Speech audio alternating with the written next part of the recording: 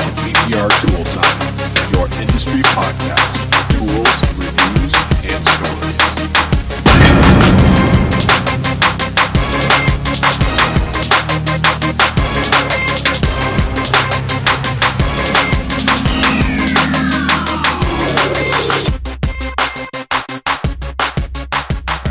Welcome to another episode of PDR Tool Time.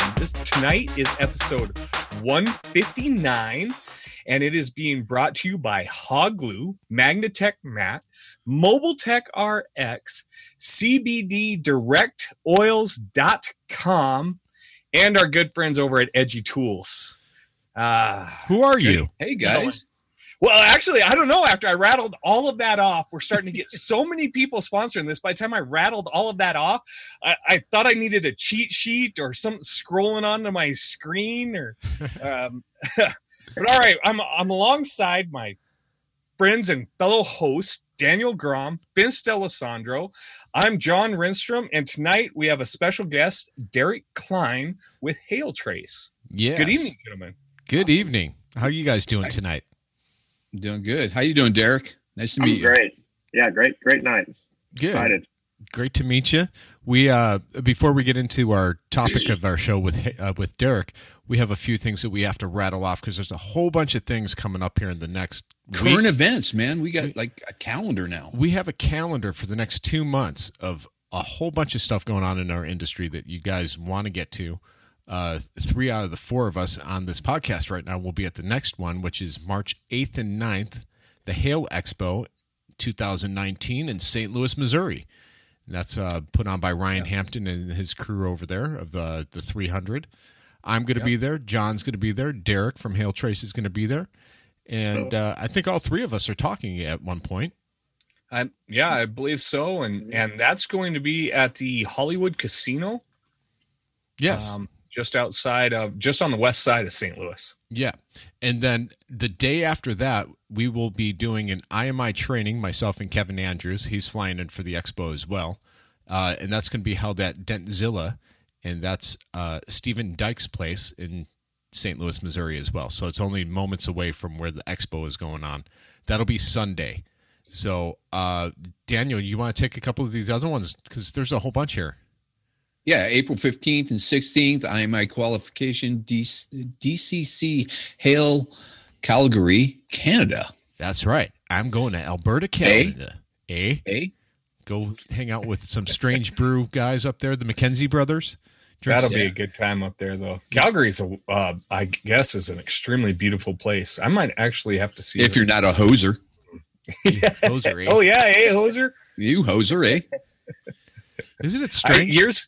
One of the first motorcycles I fixed was actually for a guy out of Canada, come down here to the Sturgis Motorcycle Rally, and he rolled into our PDR shop, and every third word was A. Yeah. Killed me. It was like, man, he just nailed the stereotype just right away. I love it when they're typical. Well, all of us are old enough to remember that movie, Strange Brew, with the McKenzie brothers, right? Awesome, man. Yeah. I have it on VHS. Nice. Behind you, right? In the basement where the working VCR is. Last weekend, I got my VCR all hooked up and reworking. Awesome. That is I even set the clock. That sucker took hours. They're going to come back like records did. Yeah. I know. Tonight, I got the record player working. Okay. After that, April 18th, we have IMI at Anson, PDR in Texas. That's going to be the big open house, too. That's just before that open house, Vince? Yeah, that's the day before the open house Anson Bonanza, which is April 19th. So that's Friday, Good Friday, April 19th. And then the day before, 18th, is when we'll do the IMI certification. Now, special note on that one, it will be starting a little bit later. It'll probably start about 11 o'clock or so. Reason being is that's the groundbreaking ceremony for Anson 2.0 in the morning. So, sweet. If you could be there, it'd be fantastic. It's going to be a historic moment where we're all going to go out to Burleson, Texas, and have the groundbreaking ceremony for their new building. For the new building. And if you guys haven't been to one of their open houses, man, it's like a little mini, it's crazy seminar. It's so awesome. Busy. They always do it big. They always have great food. great people there. They'll have the taco truck. If you're there last year or the year before, the taco truck will be there, and that's a lot of fun. And it's a chance to meet with the tool manufacturers as well in a low-key setting and actually talk to them and pick their ear. Plus, Anson is awesome. It's like going to Bass Pro Shops. You get to touch and feel the tools and play with them ahead of time. They always do a good giveaway. Oh, tons of giveaways. Door prizes, all sorts of stuff. Give out cool coolers and all kinds of stuff. Okay, after that, April 25th and 26th, Advanced Big Dent Seminar at Don's. The Big Don Meister's hosting a Big Dent Seminar. It is. He is. And that's the one where Kaz is going to be at. And Mr. Mike Toledo, he'll be there too. Myself, I'll be there. I'll be doing the IMI training. You're going to go? Yeah, I'm going. The day after, I'm going to do an IMI seminar. How come you didn't invite me? Because, I mean, this one just materialized in the last 48 hours. Okay. So, hopefully Don, I better get an invite. Yeah. Yeah. Holy cow. Yeah. And then after that, April 27th, IMI at Dentcraft. Yeah. The next day. Yeah, it's same event there. I might have to just see if I can drive on out for that one. That's only Minneapolis, only like a 6 or 7 hour drive. Oh, you could do that. I'm an O'Hale guy. Yeah. I'm an O'Hale guy. That's an afternoon trip. That's like my commute home from work every day. It's nothing. Wow. All right. So there goes our calendar. Let's get this show on the road. Yes, go out and support all these events if you can. If you're local, make sure you go. If you're not local and looking to go have some fun with some other technicians, look up these things that are going on. You want to get certified with IMI. I'm going to be all over the place in the next couple months. Plenty of opportunities. On a side note, these will also be listed on our show notes. So if you forgot the dates, you could go back and reference these at any time. You know, somebody might want to put them on the, Facebook page for PDR Tool Time. Yeah, we'll do that. Like, just an idea. Oh, sure. Spitballing this thing out there, It's like they've been advertised out there individually, but I don't think there's a whole calendar looking type of thing here. So we'll definitely. Yeah, let's put them all in one place. Yeah, I'll do that right now. Speaking of everything in one place, what about getting a list of reported hail damage all in one spot? How is that going to happen? That sounds like a good idea. Well, I think someone should make an app. Yeah. Do they have an app? Is there an app for that? So, Derek Klein from Hail Trace has agreed to come on in here. If you don't know what Hail Trace is, you probably have never been on Facebook. So, odds are really good, but we're going to let Derek kind of introduce himself a little bit and give us a rundown on what Hail Trace is. So, Derek, the mic is yours. Yeah, welcome. Awesome. Welcome to our show. Thanks for coming on. Thank you guys for having me. It's a privilege to be on here. So I've been excited all week. So, so we're a mapping tool. We're actually the only company that uses meteorologists to make our maps, though. So it's a little bit different in how we actually get to the end result that you guys would use. Overall, anytime hail happens, we can alert you. We've tried to build it into a tool that's more of a marketing tool, though. So if you're a guy that wants to go out and be aggressive with your sales and really get after things, that's our goal. That's our plan. We want to help you guys sell. So it's not necessarily just when did it hail or where has it been hailing, but what can I do when I get to the area that's actually created hail? So our tool has really expanded over the last several years, and we just continue to add features into it, and really goals to make you guys money. So now, Derek, what's your background? Are you in the PDR business at all, or is this something totally separate? I've only made dents. I've never pushed them. So, nice. So I'm just a big weather nerd. Kind of going back to the history of how Hail Trace even came about. So it was back in 2010, and I'm from Oklahoma. I still live in Oklahoma City, and we had a pretty significant hailstorm, probably a little too much for the PDR industry, but May 16th, 2010, some softballs came rolling through town, and it actually started from a roofing company. A friend of my mom's was a roofing salesperson, and she asked me, knowing that I knew weather, if I could make her a map that showed her where that hailstorm hit. And so we, kind of put it together, and she said it was accurate. And I spent the next couple of years really just building and learning technology on our radar that we use to be more accurate and get roads and different things like that in place. And so as we put that all together, spent 2 years doing that, and then kind of pushed it out. And Facebook was really our big platform to push that out. But before that, I was a tornado chaser. I've seen 350 tornadoes. You guys have probably seen some of our videos on Facebook, driving through hailstorms. I've been in softball size hail numerous times. I've been in 5 hurricanes. I just love weather. So you're a storm chaser. I am. A true storm chaser. True. Yeah. A real storm. What do you drive? Yeah. A tank? Yeah, so we have it's close. I mean, it feels like one. It gets about 7 miles to the gallon, so it might as well be. It's actually a Ford F-150, but we've kind of rigged it up. We actually have a shield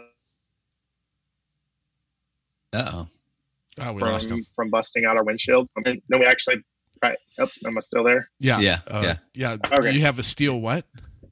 I have a steel shield that goes out over our windshield to block hail from busting out the windshield. Wow. And so that helps, keep the damage down a little bit, but we just spent a ton of money, fixing mirrors and doors and windows. And, I don't take the dents out. Those are kind of fun. I feel like you can't have a storm chasing truck without dents in it. So well tell me it's not like a new one that's made of aluminum, is it? No, it's I don't know what it's made out of. You guys would know, but it's an 07, so I don't know. 07, okay, yeah, you're safe. Yeah. Okay, I always show up after the hailstorm. I never wanted to be there during the hailstorm. I always wanted to roll in after.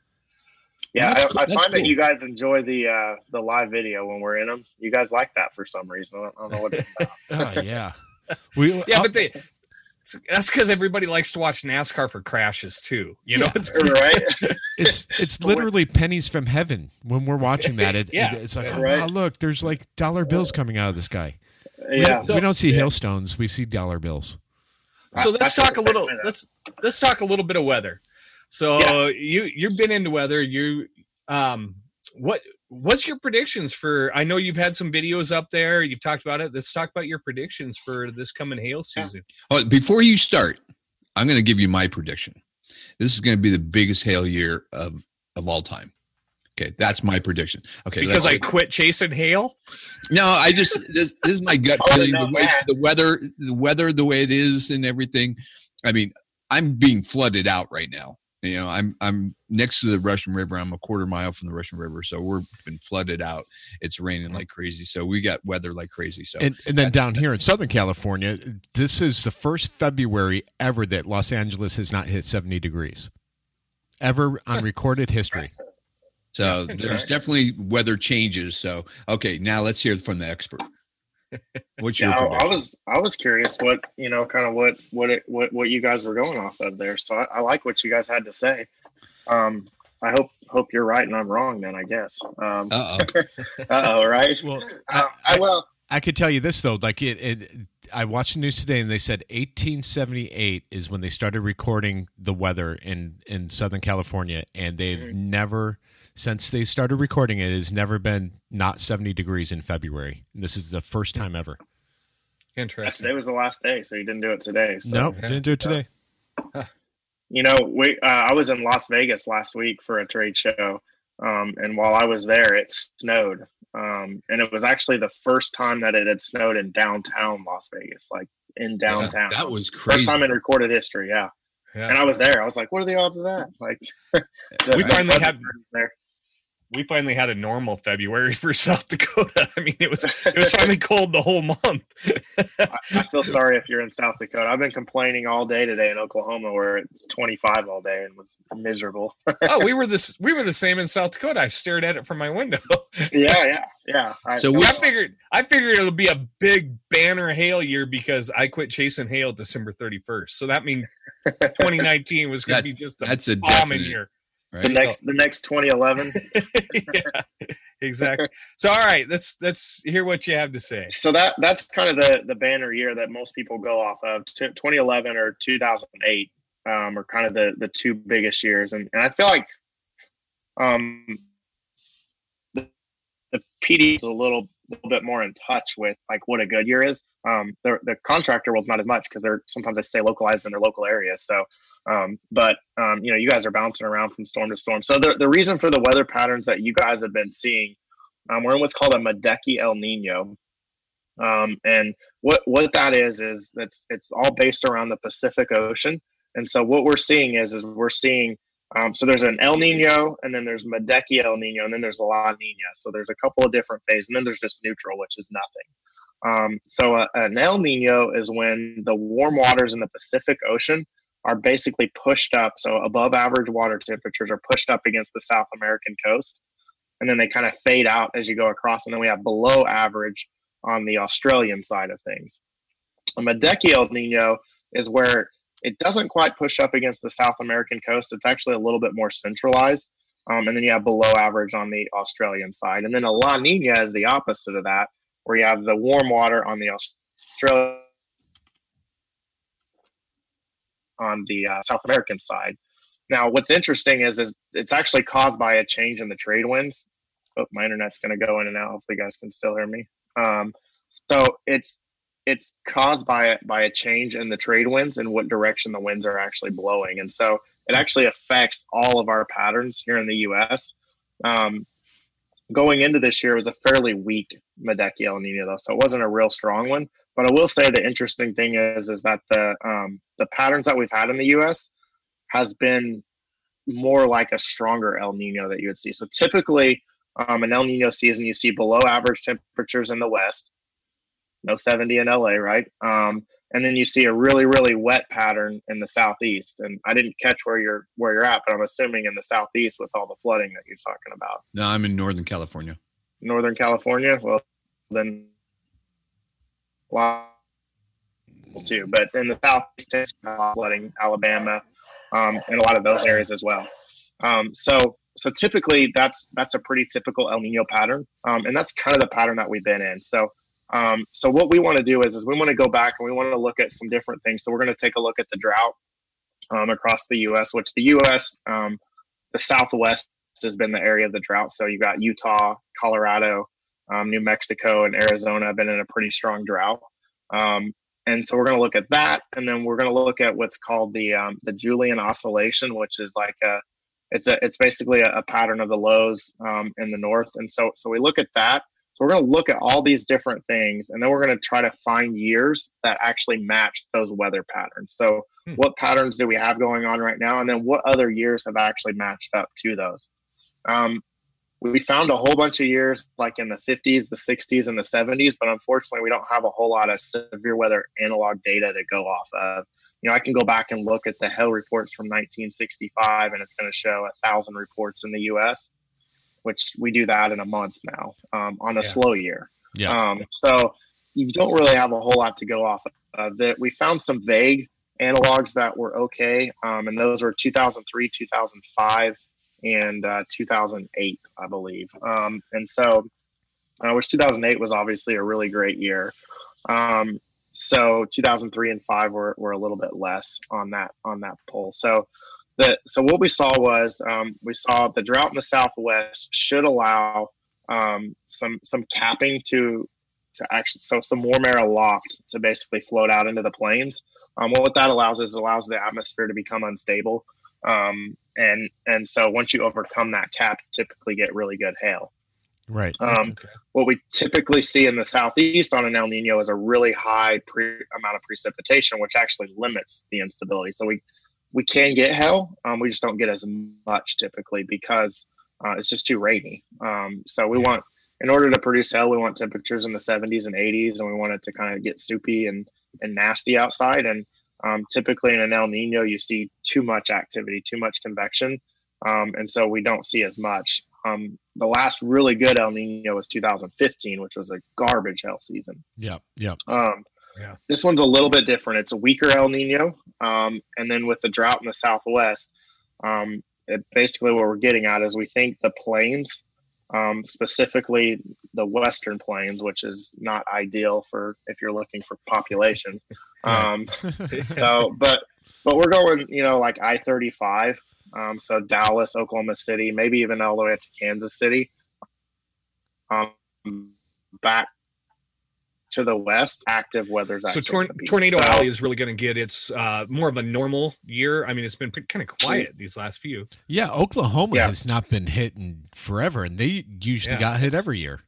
Hell, yeah, 5 years. It's been a long time since Oklahoma had a hailstorm.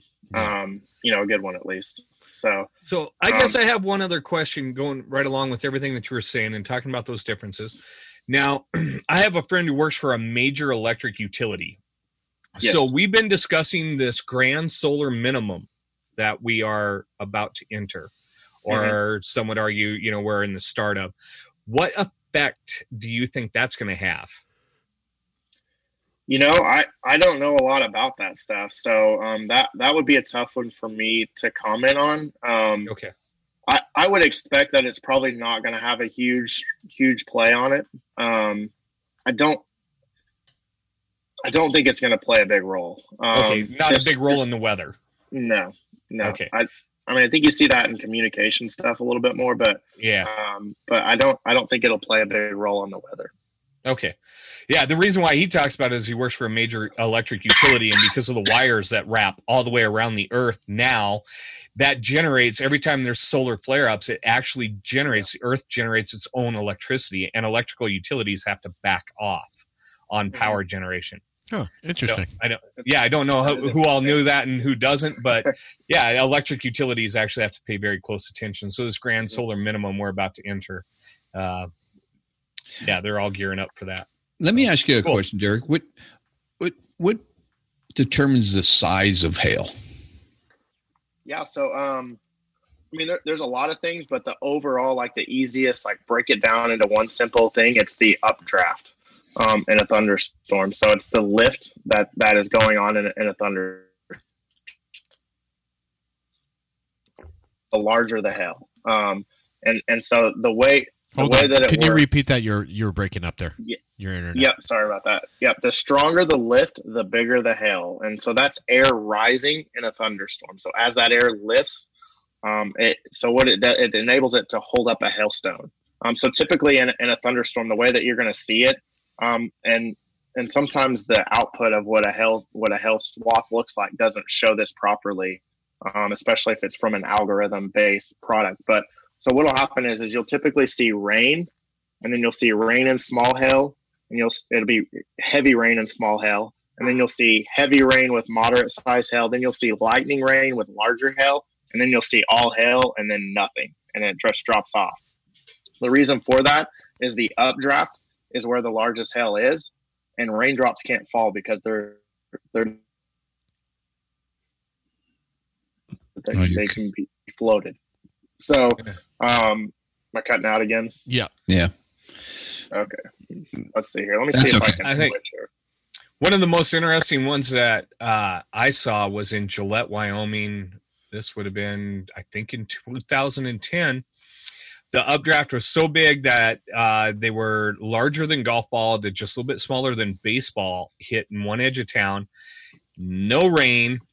They had to vacuum all the glass from broken sunroofs and everything out of the cars, and they had no fear of water damage because that hail coming across the prairie, rain had come through, everything. Then all of a sudden the rain stopped, and just all hell broke loose with the big hail.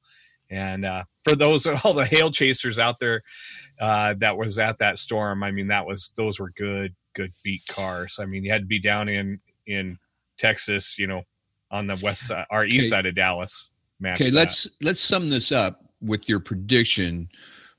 Is it going to be a okay year, a terrible year, a great year?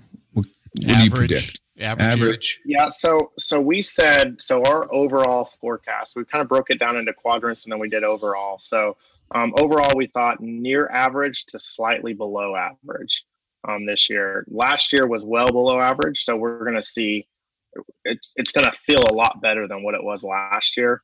Okay. But we still think probably a little below average. So we're not going to see a 2017 season, which was a great hail season. I don't think it's going to be quite that good. And then as we broke it down by quadrants, if you're in the Northeast, you might as well just start driving somewhere else because it doesn't look very good up there. We actually, the Midwest, we're not real excited about the Midwest either. So we don't think Chicago, Michigan, that area doesn't look super exciting to us. The Southeast, we thought near or just below average. The Northern Plains were near average. Colorado, typical, like it's going to hail in Colorado. Always does, always will. Yeah. As long as the Rockies are there, they're going to get hail. And Sure. You guys talked about Calgary. That's Canada's Denver. So Yeah. kind of the same deal up there. And then the Plains are most active. So if anywhere is going to be above average, it would probably be Kansas, Oklahoma, or Texas. So Maybe Nebraska. with that in mind, out of all the states in the union here, is it Colorado or Texas that gets the most hail? Well, so based off the size, Texas gets a lot more hail than Colorado. Actually, Kansas is number 2. Number 2. Okay. Yeah. But if you're looking at cities, Dallas gets more hail than any other city in the U.S. Uh-huh. But part of that size also, Dallas is a massive city. Sure. So it's easy that's like for them to get 70 a lot of miles across. Yeah. So it's easy to hit. 13 Yeah, million and people is easy to get a lot of damage on. Exactly. And then Denver's number 2. So Denver's right there behind it. But even after Denver's, epic season last year, they didn't even come close to Dallas. They had more hail last year than Dallas, but they didn't, as far as overall numbers in the last 10 years, they're still way behind. Yeah, and if you think about it, because I know like what you're talking about, the air being lifted up. Well, the Colorado Rockies, that does it naturally. The air just kind of hits those mountains and then shoots up and boom into the vortex and causes hail. It's exactly what happens. Yep. But for those of us that have been to Dallas, Fort Worth, and all that surrounding area, there's no mountains. There's just a convection of something going on there, huh? Well, I think Go ahead. Doesn't that involve that hot, wet air coming off the coast Off the and Gulf. sort of A little bit, but but Houston doesn't get it, right? Yeah. right? So Dallas is really cool. So there was we did a really cool case study on the Carrollton, Texas storm this year, which will go down as it was the costliest hailstorm this year in the U.S. of any individual hailstorm. I think about 1.3 billion in damage from just that one storm. That includes residential and cars. Yeah, that'd be cars, commercial building. It hit a lot of commercial buildings, so I think that's why it's going to be so high. Pretty much all P&C, property and casualty. Yeah. Yes. So a pretty significant hailstorm. But what was interesting about that hailstorm is that hailstorm would not have formed in any city in the U.S. Never would have formed. So what was so neat, I was talking about the layer of the warm air above our head, how it creates instability. Well, that particular night, I was like 11 o'clock at night, coming out of Oklahoma into Texas. Am I back yet? You're back. Yeah. Go ahead. Okay. So sorry about the internet. So there was a boundary that was floating from Oklahoma into Texas, but it was going through air that was about 75 degrees. And that layer of air above our head was at about 85 degrees. And so the air at the surface couldn't rise to create a thunderstorm on that boundary because the air was too warm above our head. Well, Dallas is such a huge city with a ton of concrete that it was 86 degrees in Dallas. So it was 75 right outside of Dallas and 86 in Dallas. So what happened was, as that boundary drifted, and as soon as it hit, it's called the urban heat island. As soon as it hit that urban heat island, the cap broke and the thunderstorm went up. What's really neat Lost you again. is a split on a supercell breaking up again. Yeah. I'm back. Okay. You're back. All right. So as storms tend to, as they go up in the urban heat island, they tend to split into two pieces. And so when they split, the right split tends to make really large hail, and then the left split will weaken. But the urban heat island tends to create that split. We see that all the time in weather, but the urban heat island actually enhances that. Interesting. So the right split in Dallas went off to produce 3-inch hail, 3.5-inch hail for 20 minutes. Just hailed. As soon as that storm made it to the south side of Dallas, it evaporated, just disappeared, was gone. Huh. So it was a really neat storm on how it formed and why it formed. I was actually, just talking to a friend of mine just a couple hours, or not even a couple hours, like an hour before that storm. And he was like, "Do you think?" I was like, "Nah, they're done. It's June. Jet stream's all the way up in Canada. There's no chance." And like, we didn't even make it back. We were in Minneapolis, and we didn't even make it back to the hotel room before there was baseballs falling in Dallas. I was like, "All right, I'm never going to say that again." Yeah. So do you know what causes the split over the urban areas like that? It has something to do with the shear, and how it has to do with the shear, and then like the way that the cap interacts with that shear for that area. I'm not 100% sure on every little piece, and I don't know that anybody is really. We just see this trend, like, okay, these storms go up on the urban heat island, and then they split in half. Yeah. Yeah, it is weird because even like growing up in Chicago, we would never, ever, ever, ever see a tornado in the city of Chicago. Right outside the city, in the suburbs, all day long and all night long. In fact, April 8th, 1974, if you go back in history, the day I was born was like there was 73 tornadoes in Minnesota, Wisconsin, and Illinois, right throughout there, in like a 24 or 48 hour period. I always say I was one of those tornadoes, but but so it's weird. But sense. In the city, you would never. My mom said, "Oh, we would get tornado warnings all over the TV, but like, yeah, we have nothing to worry about. We live in the city of Chicago. They don't hit." Yeah. But yet Dallas or Fort Worth got hit with that huge tornado years ago that tore apart the high rise. So 1999, maybe 98, somewhere in there, yeah, or 2003, maybe is right in that, F3.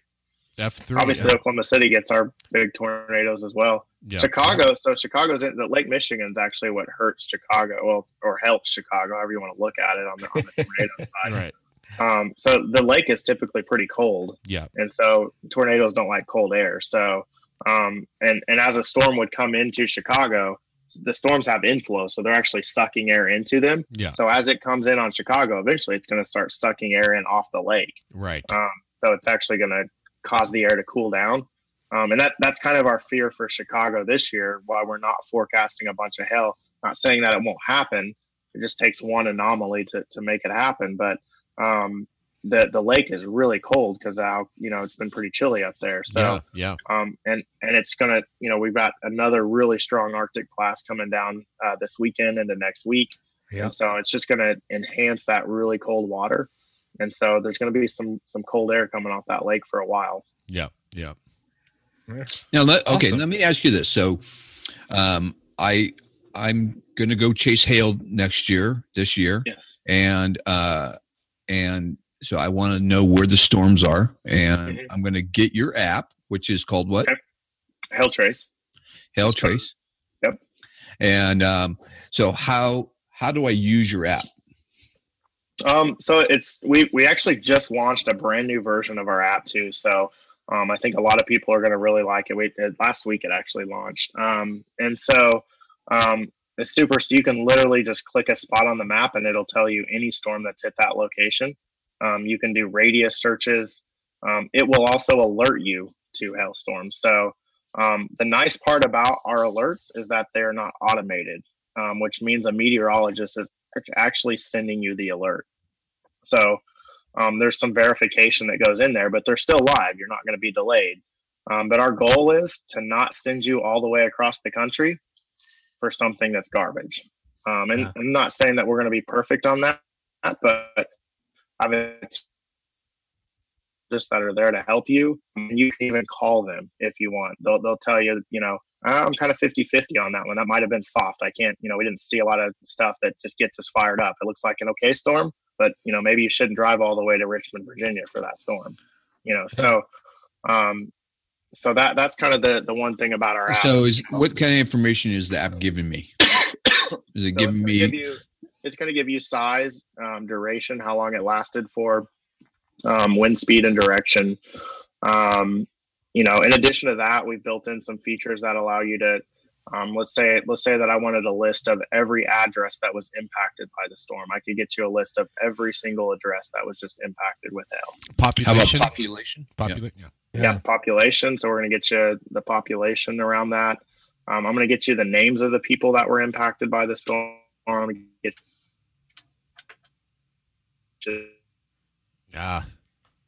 Hold on. totally cool data.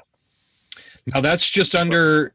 I brought that up in the App Store on my iPhone, so it'll be the same on your Google Play Store, and that's just Hail Trace. And it doesn't matter if it's 2 words, but even if you type it out in 1 word, you're going to find it in the App Store. Just do a search for Hail Trace. Yep, it's real simple. Obviously, so unfortunately in Apple, we can't sell our individual. PDR guys tend to buy a lot of individual, the $200 maps.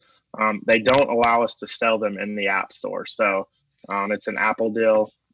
Trust me, I wish I could, but so you have to go to our website if you want those. Preach to the choir on that one. Yeah, like they have some of the most annoying rules, and so, but do what you can. So make sure you guys go to Hail Trace, and for the website, it's going to be all 1 word, hailtrace.com. Yep. So, John, you've been using this app, right? No, right now I'm not using anything. I killed everything. We know that, but before that, did you use the app before? No. Oh, okay. Nope. Gotcha. I had my group, and I just got called to my 5 locations across the U.S., and I did that for 10 solid years. Okay, so I'm on the app. I'm on the Google. I'm on the Google. So I downloaded the app, and then it's going to ask you to log in. So what you wanted to do is go back to the website, get a username, password, all that stuff, pay for it, the app itself, and then you'd be good to go. What's the cost?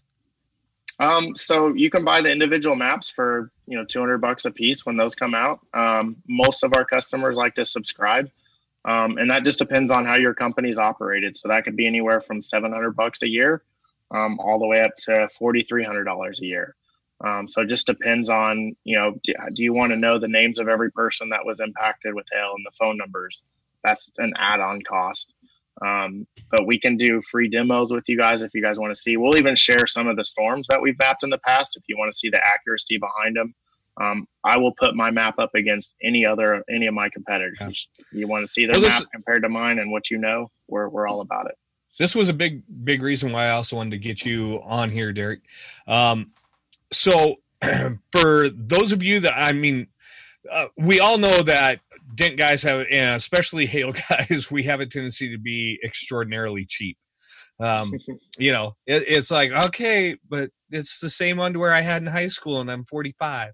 So, but the reason why this is so detailed is we in the automotive repair end are piggybacking on a much larger industry, and that is the roofing industry.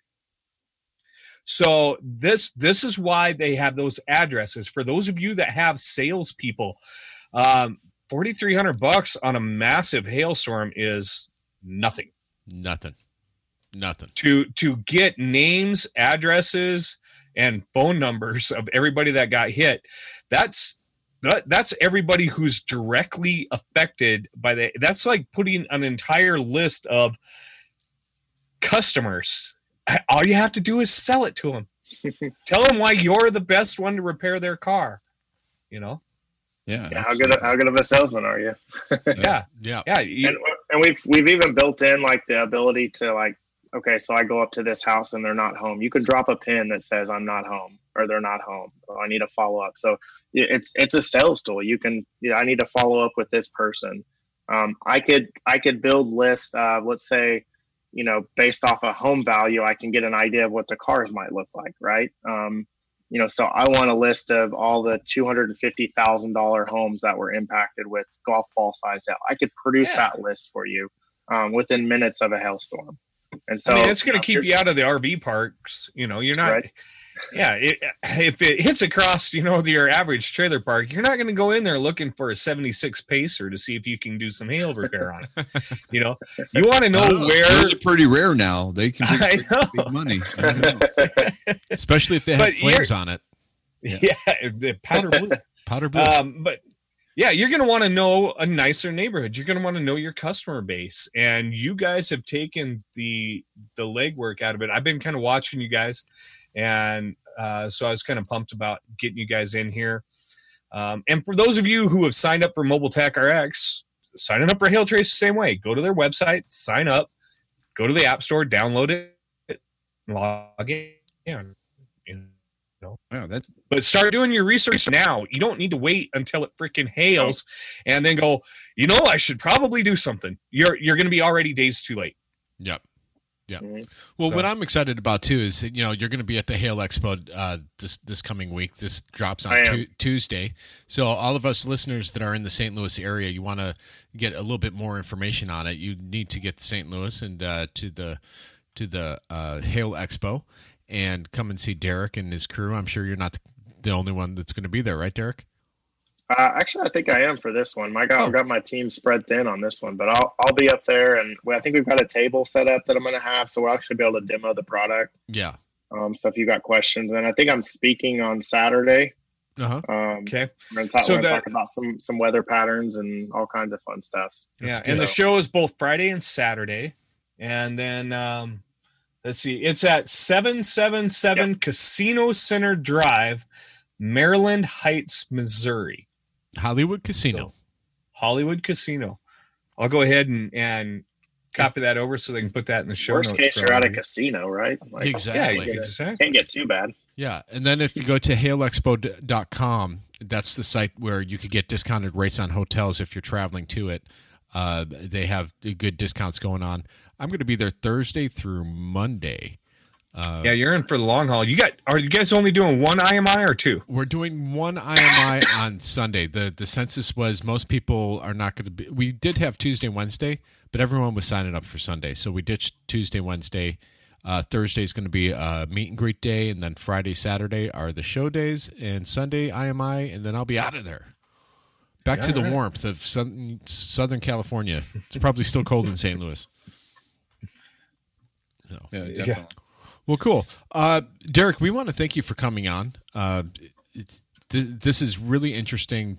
This is a really interesting topic. I know our listeners have been asking about it, and I'm glad that you chose to come on here and chat with us. We would like to check back with you, maybe in the middle of the hail season and see what's going on, and have you on for a little bit and just see if your predictions are right or if Daniel's predictions are right. You're right. I hope his are right. So. I want to know this: does the hail dance, does it influence the hailstorm at all? Depends on what you're wearing. The hail dance, yeah. That's important. I've tried to get Denver to show off what they do, but they keep it a secret.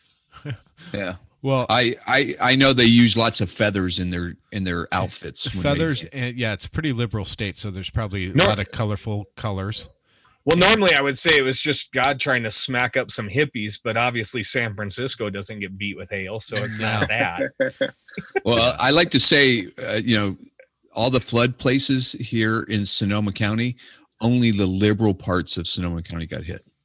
So I think God was saying something. Take it for what it's worth. Well, we already heard about when a branch is still left, it gets weaker. That's right. Oh, cool. All right. We'll probably end it on that note. All right. So you want to bring us on out, John? Don't do stupid stuff. And level up your tools. And most importantly, keep it stiff. Thanks for listening.